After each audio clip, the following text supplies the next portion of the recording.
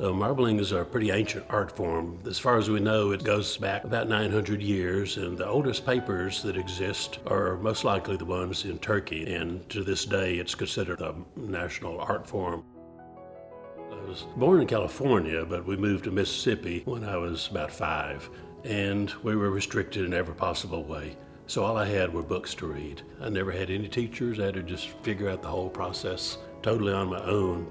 I would go to University of Berkeley or to the public library in New York City trying to find these ancient books that were printed back in the middle 1800s that had all these obscure recipes and hard to understand directions on how to do marbling. Could hardly even find most of the ingredients. So I kept experimenting until I had some papers that I thought were pretty decent. And then, strangely enough, they had a marbling convention back, I think it was in the 80s, in Santa Fe, New Mexico. It was advertised as the largest gathering of marblers in the history of the universe, which meant there was a couple hundred people there maybe. And practically everybody was amateur because there were only a very few that were professionals.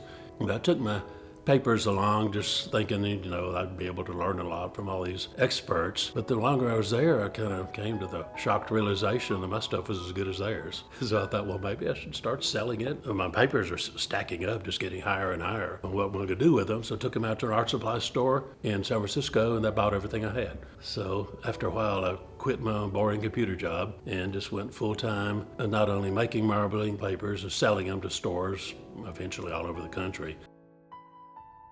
I'm Galen Berry, and I've been a full-time marbling artist for about 35 years.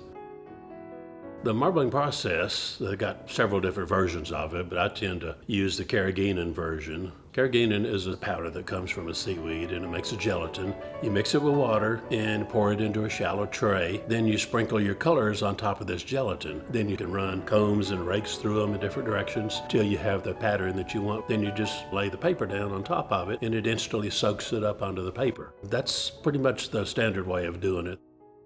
A couple of years ago, the Metropolitan Art Museum in New York decided they were going to put together a big museum display about marbling in America. I got to pick out my own papers to have, so I picked out my favorite ones, which will be in their permanent collection. As far as music goes, that's probably just as big a part of my life as art is, maybe more so because I've been in it longer. My folks wanted me to play the piano just like everybody did back in the 50s and 60s.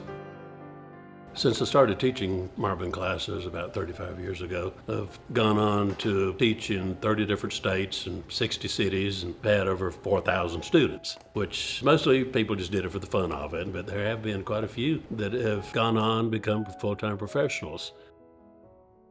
I'm going to be teaching a 2-day marbling class at the Art Space in downtown Oklahoma City, and I'm quite looking forward to it because it'll be fun.